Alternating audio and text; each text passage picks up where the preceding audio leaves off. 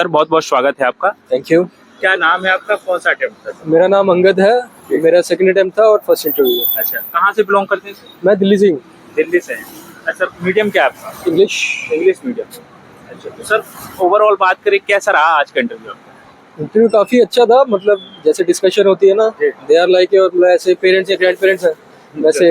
अच्छा, बहुत कूल, बहुत काम, आराम से जस्ट डिस्कशन। मॉक इंटरव्यू दिए होंगे, उससे क्या अंतर देखने को मिला है?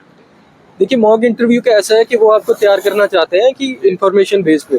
जी जी। यहाँ पे वो नहीं होता, बट मॉक इंटरव्यू की भी इतनी इंपॉर्टेंस है क्योंकि आपको पता लगता है कि आपकी इन्फॉर्मेशन कहाँ रहती है, आपको बोलने का तरीका कहाँ पे लैकिंग है, वो सारी चीज़ें ज़रूरी है। अच्छा अच्छा। तो वो एक स्टेपिंग स्टोन है, बट अब ये नहीं कह सकते कि मॉक इंटरव्यूज ही अच्छा, वैसा होगा। ज्यादातर सवाल कहाँ से पूछे गए और कहाँ से सवाल रहे आपके? डेव से जनरली होते हैं जो डिटेल एप्लीकेशन फॉर्म है, और कुछ करंट अफेयर्स के। अच्छा, जैसे कौन से, जैसे करंट अफेयर से कहाँ? अभी दिल्ली से हूँ मैं, तो दिल्ली में इलेक्शन भी है। अच्छा। उसके रिगार्डिंग क्वेश्चन थे। अच्छा अच्छा। ठीक है, मेरे इंटरनेशनल रिलेशंस था, उसके रिगार्डिंग क्वेश्चन थे, तो ऐसे कुछ कुंभ क्वेश्चन। से कुछ पूछा गया? हाँ जी, कुंभ कुंभ से से? मेरे से नहीं पूछा गया। अच्छा अच्छा। दूसरों से पूछा जाए, अच्छा। शायद में भी हो सकता पूछा हो। अच्छा। तो सर ये बताइए कि जैसे इंटरव्यू के तक पहुंचना बहुत बड़ी बात हो जाती है, तो प्री मेंस कैसे आपने अपनी तैयारी की और क्या रणनीति थी आपकी और क्या क्या विशेष ध्यान देना चाहिए? देखो मेरे हिसाब से पहली बात है, यूपीएससी को टोटल एग्जाम देखो, ऐसे प्री मेंस करके नहीं, तैयारी मेंस की करो। जी प्री के पास आते जैसे 4 महीने 5 महीने पहले, उसको थोड़ा प्री पे फोकस कर लो। जी। आंसर राइटिंग सबसे ज्यादा इंपॉर्टेंट है। वो मेरे हिसाब से तो अगर पहले दिन से, जिस दिन से तैयारी शुरू कर रहे हो तब से शुरू कर सकते हो, तब से कर लो। अच्छा जितनी करोगे उतनी कम है। अच्छा अच्छा। आंसर राइटिंग के बिना कभी क्लियर नहीं होगा। हाँ और वैसे प्री के रिगार्डिंग जैसे जैसे प्री पास आएगा, हाँ। प्री स्पेसिफिक जैसे फैक्ट्स याद करने हैं, पीवाईक्यूज करने हैं, उनका थोड़ा माइंडसेट समझना, वो सारी चीजें करनी शुरू करो। आंसर राइटिंग पहले ही दिन से कैसे करें, जैसे कि उसका नॉलेज भी होना जरूरी है, क्या लिखें क्या नहीं लिखें, देखो बहुत सारी चीजें ऐसी हो देखो जाती हैं। जनरली कहा जाता है कि 15-20 मिनट लगाओ आंसर लिखने में। मेरा ऐसा था कि टाइम लगा के लिखो शुरू से, पहले दिन से। जी जी। 7 जैसे 10 मिनट का आंसर लिखना है, उसे 7 मिनट में लिखो। अगले 13 मिनट जो 20 मिनट के, उसको समझने में लगाओ कि कहाँ मैं क्या ऐड कर सकता था। अब सारे मॉडल आंसर भी देखते हैं, मॉडल आंसर से थोड़ा देख लो कि क्या मेरे को इन्फॉर्मेशन एडिशनल मिल सकती थी, क्या मैं इस पे अपनी प्रेजेंटेशन में इम्प्रूव कर सकता था, ये सारी चीजें। अच्छा तो आंसर लिखो टाइम पे, फिर उसके बाद उस पे जो समझने में, उसको रिव्यू करने में टाइम लगा ना, उस पे लगाओ। अच्छा, कोचिंग का कितना रोल होता है? आपने कोचिंग लिए, सेल्फ स्टडी किया? मेरा मेजरली सेल्फ स्टडी था। हाँ। इंटरव्यू के टाइम मेजरली मैं अगर कहूँ तो मैंने फेस टू फेस कोचिंग है, जैसे मॉक्स के लिए। अदर देन दैट ऐसा नहीं है कि कोचिंग के से ही होगा। वो थोड़ा गाइड है एक, आपको मटेरियल मिल जाता है कि चलो थोड़ा कंसोलिडेटेड मटेरियल मिल गया। उसके अलावा आई डोंट थिंक कि ऐसा कंपलसरी है कि कोचिंग चाहिए।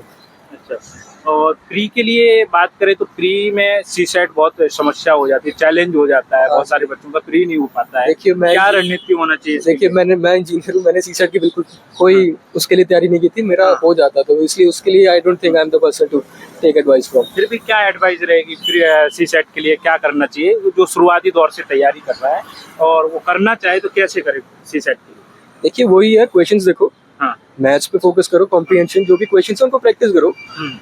जो आपका पेपर है उसको टाइम पे, जैसे 2 घंटे का पेपर है तो उसको सॉल्व करने की प्रैक्टिस करो, ताकि ना आप समझ पाओ कि अगर मेरा किसी क्वेश्चन पे टाइम लग रहा है तो उसको मैनेज कहाँ पे करूँ, कैसे करूँ, क्या स्ट्रेटेजी हो, वैसे होगा।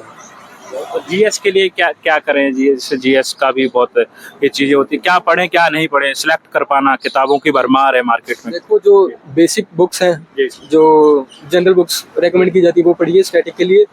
जो आपका करंट अफेयर्स के लिए एक मैगजीन पढ़ लीजिए, और मेरे हिसाब से न्यूज़पेपर पढ़िए। और जैसे जैसे प्री पास आता है मॉक लगाइए, उससे आपको थोड़ा प्री स्पेसिफिक तैयारी शुरू हो जाएगी कि फैक्चुअल चीजें याद करनी है, वो सारी चीजें। अच्छा, आपने बोला मॉक, तो मॉक और पीवाईक्यू में क्या महत्व ज्यादा रख देते हैं, क्या करना चाहिए? देखिए मॉक ये है कि आप मॉक लगाइए, थोड़ा यूज टू हो जाइए कि 2 घंटे में पेपर सॉल्व करना, और मे बी एडिशनल इन्फॉर्मेशन के लिए लगाइए वो, क्योंकि इतने सारे मॉक है, उन्होंने बहुत ऑब्सक्योर इन्फॉर्मेशन देनी है, तो उसको अपनी इन्फॉर्मेशन इंप्रूव करने के लिए लगाइए। ये नहीं कि मेरे उसमें नंबर आना चाहिए। मेजरली पीवाईक्यूज को रखिए, ताकि आपको समझ आता रहे कि किस थीम से क्वेश्चन आ रहे हैं, किस टाइप के क्वेश्चन यूपीएससी डालता है, किस टाइप लेवल की अंडरस्टैंडिंग समझना चाहता है आपसे, वो चीजें आपको पीवाईक्यू से पता लगेगी। पीवाईक्यू गाइड, मॉक इन्फॉर्मेशन के लिए। एनसीईआरटी का कितना रोल होता है? बहुत सारे बच्चों का ये भी डाउट होता है, एनसीईआरटी पढ़ें या छोड़ दें, क्या करना चाहिए इसके लिए? देखिए ऐसा कोई प्रॉपर आंसर नहीं है, ऐसा ही है, जिस बुक से आपको बेनिफिट है वो कीजिए। मैंने एनसीईआरटीज पढ़ी थी, बट बहुत पहले पढ़ी थी, उसके बाद कभी इनको हाथ नहीं लगाया। मेरा ये है कि अगर आप एडवांस बुक से समझ पा रहे हैं तो बेसिक बुक पे ना आइए, एडवांस बुक कीजिए। अगर उससे नहीं समझ आ रहा है तो थोड़ी बेसिक बुक पे आइए। ज्योग्राफी की एनसीईआरटीज अच्छी है, एक जो इंडियन कॉन्स्टिट्यूशन की है, पॉलिटी की, वो ठीक है।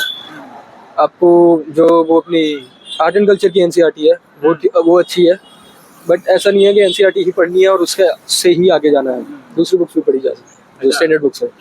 अच्छा, जो नोट्स आपने बनाए वो क्या क्या रणनीति थी, क्या टिप्स बताना चाहेंगे नोट्स बनाने का, क्या तरीका? जो देखिए, मेरा ऐसा था कि मैं आंसर राइटिंग बहुत ज्यादा करता था, तो मेरा मेजरली वही नोट्स थे, तो उन्हीं को रिवाइज कर लेता था और साथ में प्रैक्टिस करते करते कुछ चीजें याद हो जाती। तो ऐसा बहुत स्पेसिफिक नोट्स नहीं थे। प्रीलिम्स के पास आके कुछ बनाए तो वो मैंने ऐसा था कि बुक्स एक बार पढ़ी, उनमें से जो जो चीजें नहीं याद है उनको एक बार नोट कर लिया, बस।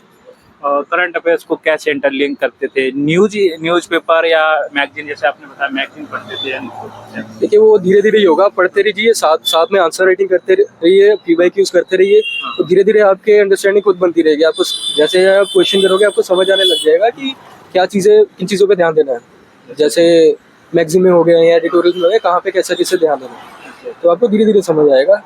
तो वो जैसे है ना, प्रोसेस है, ऐसा नहीं है कि इसको ऐसे करना तो हो जाएगा, वो धीरे धीरे होगा। अच्छा, 2025 में जो एग्जाम देने वाले हैं, अभी प्री आने वाला है, आप क्या करना चाहिए और क्या विशेष ध्यान देना चाहिए अभी से? आई थिंक अभी 4 महीने रह गए, फरवरी, मार्च, अप्रैल, मई, तो आई थिंक प्री स्पेसिफिक तैयारी शुरू कर दीजिए।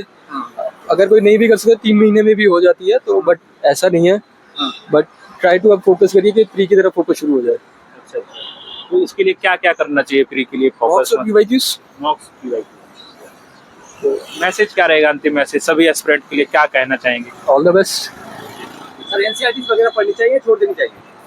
ऐसा मैंने जैसे कहा कि ऐसा कुछ नहीं है कि छोड़ दो या वो ही पढ़नी है, अगर आपको यूज लगता है तो पढ़िए। ज्योग्राफी, जैसे मैंने ज्योग्राफी की ठीक है, पॉलिटी की है, आर्ट एंड कल्चर की है, उस हिसाब से। और PYQs कितने साल की करनी चाहिए?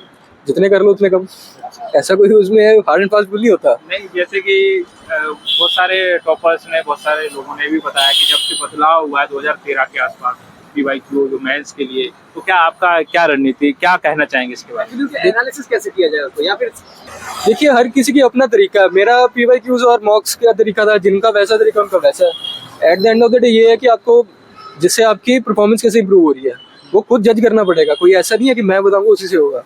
वो अब IAS का पेपर दे रहे हो, खुद जज करना पड़ेगा आपको। अच्छा। ये तो रिक्वायरमेंट है आपके लिए। AI ChatGPT वगैरह इस्तेमाल करना बिल्कुल, चाहिए? डेफिनेटली कीजिए, क्यों नहीं।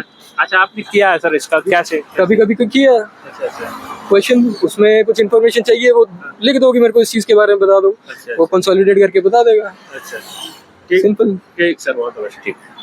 Thank you.